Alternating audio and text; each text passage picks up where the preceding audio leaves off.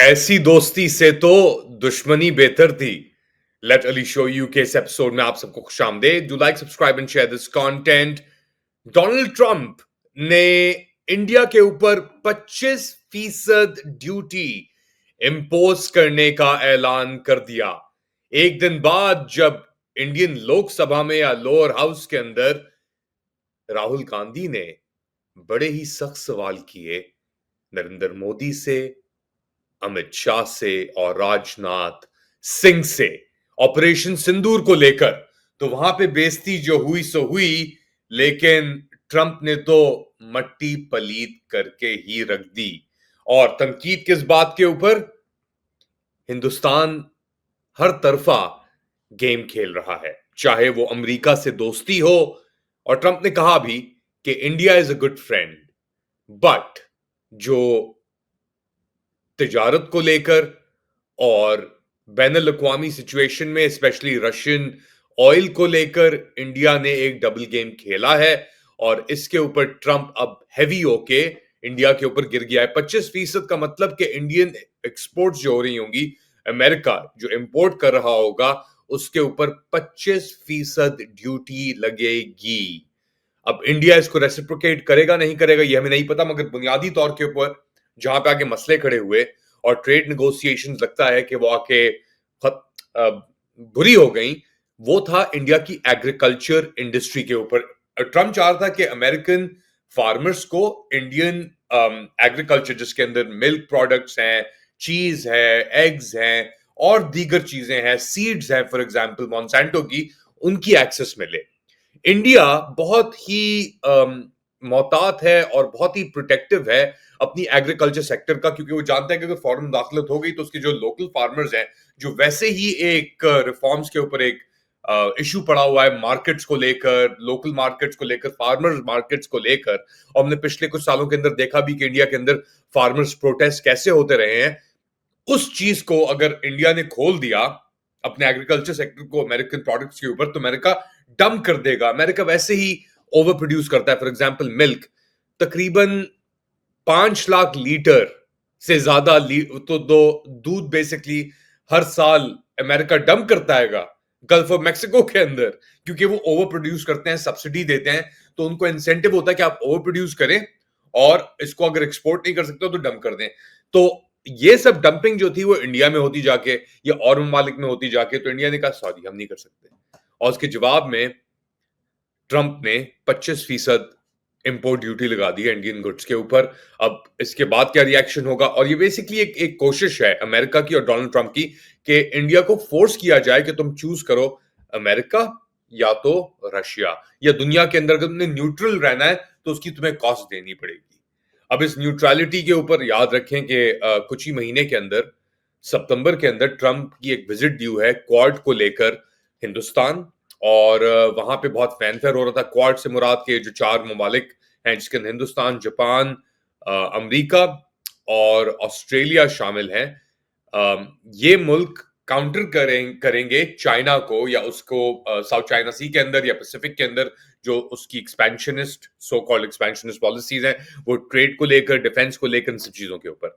अब क्वाड से पहले, या क्वाड कॉन्फ्रेंस जो इंडिया में होने वाली है उससे पहले, और जहां पे ट्रंप साहब जा भी रहे थे और जा रहे हैं, उससे पहले ये 25% क्या इंडिया को एक बार ललकारेगा? क्या ये एक प्रेशर टैक्टिक है? क्या इंडिया अपनी पोजीशन चेंज कर लेगा?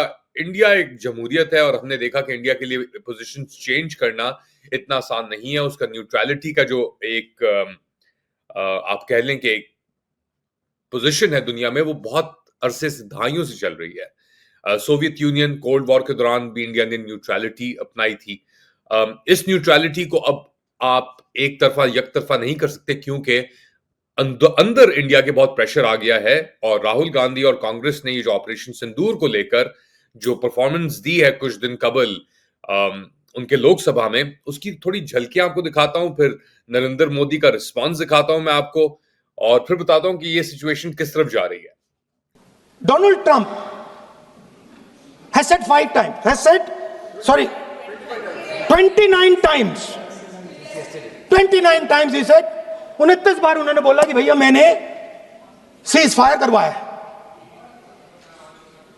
अच्छा, अगर वो झूठ बोल रहे हैं तो अपने भाषण में यहां प्रधानमंत्री कह दें कि वो झूठ बोल रहे हैं।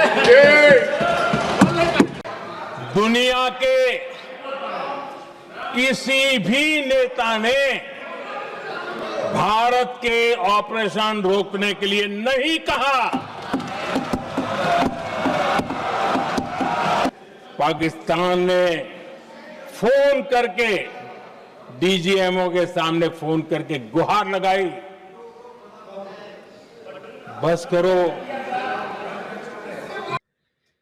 तो ये थे राहुल गांधी और नरेंद्र मोदी ऑपरेशन सिंदूर के ऊपर अपने मौकफ देते हुए। नरेंद्र मोदी ने कहा कि जी हम तो जीते हैं, हमने उनको मुंह तोड़ जवाब दिया है, मगर राहुल गांधी के सवाल राफेल्स को लेकर और डोनाल्ड ट्रंप को लेकर, क्योंकि उसने इतनी बार, वो कह रहा था 22 बार उसने कहा है कि मैंने ये सीज फायर कराई है इंडिया पाकिस्तान के दरमियान। इसके ऊपर इंडियन हुकूमत का, नरेंद्र मोदी का मौकफ बहुत खामोश रहा है और जवाब नहीं दे सके ये लोग, नरेंद्र मोदी और उनकी काबीना के, क्या हो रहा है, क्यों हो रहा है और कब तक ये ऐसा चलता रहेगा।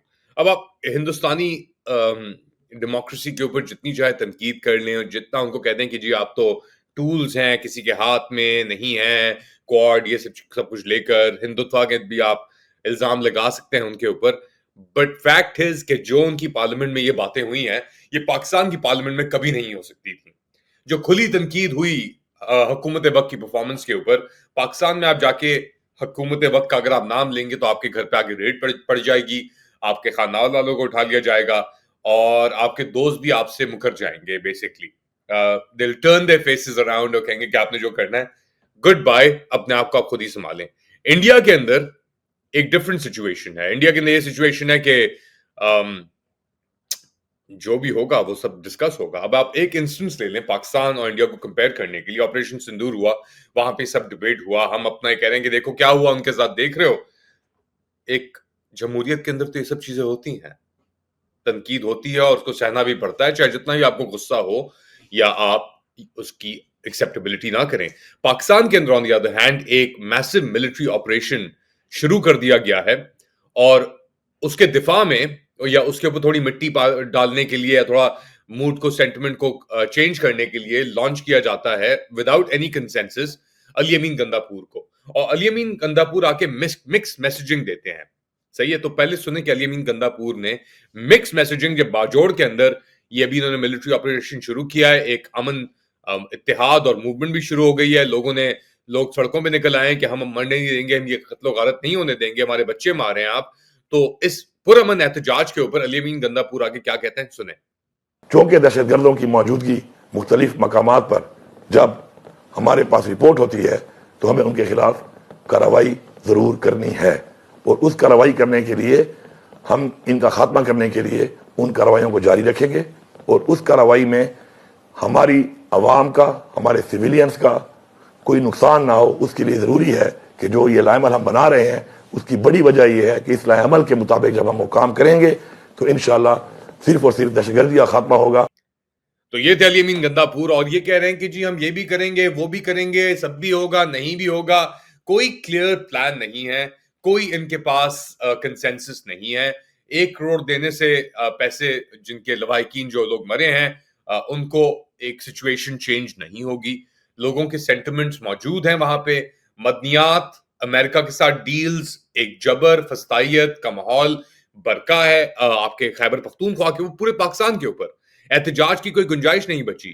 आप इमरान खान का इंस्टेंस ले लें, उनकी बहनें क्या कह रही हैं फॉर एग्जांपल, और अब एक अपेरेंटली इस्लामाबाद के अंदर और लाहौर के अंदर जो आप ये एपीसीज ऑल पार्टीज कॉन्फ्रेंस मुनक्किद कराने जा रहे हैं, उन होटल्स के ऊपर रेड्स पड़ रही हैं और उनको धमकियां दी जा रही हैं कि आपके हम होटल परमानेंटली बंद कर देंगे अगर आपने ये ऑपोजिशन की अलायंस या इत्तेहादी अलायंस यहाँ पे अलाउ की उनके एहतजाज या उनके इवन नॉट इवन एहतजाज, उनकी मीटिंग्स। तो ये फर्क है जमहूरियत में, चाहे वो जितनी फ्लॉड हो और एक अथॉरिटेरियन स्टेट के अंदर। एक और चीज अली अमीन गंदापुर ने कहा कि 2 अगस्त से एक बेसिकली एक ग्रैंड जिरगाज वो होल्ड करना शुरू करेंगे कि पख्तूनख्वा के जो लोग हैं उनके एहसासात को और उनके रिजर्वेशंस को समझने के लिए और बात को आगे बढ़ाने के लिए।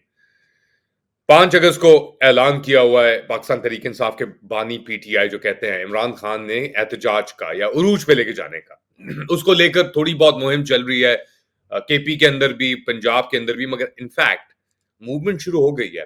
Bajaur is beginning, is part of that movement. अब उसको आके मैनेज हैंडल करने के लिए अमीन गंदापुर सामने आए हैं, बट इन चीजों को तो कोई नहीं रोक सकता। जब आप लोगों को एहतजाज करने का, एक बात करने का हक नहीं देते, उनको खामोश करते हैं, उनके घरों पे आप रेडे मार रहे हैं रातों को, मियावाली से लेके फैसलाबाद से लेके सियालकोट से लेके, एक तरफ केपी के अंदर आप ये मिलिट्री ऑपरेशंस कर रहे हैं अपने लोगों के खिलाफ, वजीरिस्तान के अंदर आप फौज को घुसा रहे हैं दोबारा, बाजोड़ के अंदर आप मोटर आर्टिलरी शेलिंग और मोटर शेलिंग कर रहे हैं। अभी तक आपने एक दहशतगर्द की लाश पेश नहीं की, मगर बच्चों की लाशें लाइन से लग गई हैं। अब वो आर्टिलरी शेल में मरे हैं, वो ड्रोन हमलों में मरे हैं, तो इससे गुस्सा नहीं होगा तो क्या होगा? और उसके बावजूद भी लोग जो हैं वो अमन मांग रहे हैं, अमन और इसके लिए कोशिश कर रहे हैं, और आप कह रहे हैं कि नहीं, ऑपरेशन भी होगा, ये भी होगा, अमन भी होगा। कैसे होगा भाई? ये टोपी ड्रामे अब नहीं चलेंगे। कंपेयर करें इस सिचुएशन को आप इंडिया से, उनके पार्लियामेंट में जो डिबेट हुआ है, वहां पे जो सवाल पूछे गए हैं और हुकूमत को जवाब भी देने पड़े हैं, तो ये फर्क है हिंदुस्तान और पाकिस्तान में इस वक्त। दुनिया देख रही है, हिंदुस्तान एक स्टैंड ले सकता है, सही 25% उसने ट्रंप ने लगाए हैं इनके ऊपर, मगर कोई वजह है ना लगाए, कोई स्टैंडिंग है उसकी। पाकिस्तानी भिखारी जाके अमेरिका, इसाक डार और ये सब लोग, भर दे चोली मेरी या ट्रंप, बन के आया हूं मैं सवाली, यानी वही हिसाब है इन लोगों का। इनके पास कोई विजन नहीं है और ये डेमोक्रेसी नहीं है, लोगों का इनके पास सपोर्ट नहीं है, तो सब जोर जबरदस्ती जबर के थ्रू ये सिस्टम को, निजाम को चलाने की कोशिश कर रहे हैं, जो नहीं जल के दे रहा, जो आके एक स्टैंड स्टिल पे आ गया सोशली, पॉलिटिकली, इकोनॉमिकली। कैसे सिचुएशन आगे बढ़ेगी? आप लोग क्या समझते हैं हिंदुस्तान और पाकिस्तान के दरमियान, उससे आगे? बताएं मुझे कमेंट सेक्शन के अंदर। Do like, subscribe and share this content. अपना ख्याल रखिएगा, अगली बार तक इंशाल्लाह दोबारा मुलाकात करेंगे चंद घंटों में। अल्लाह हाफ़िज़।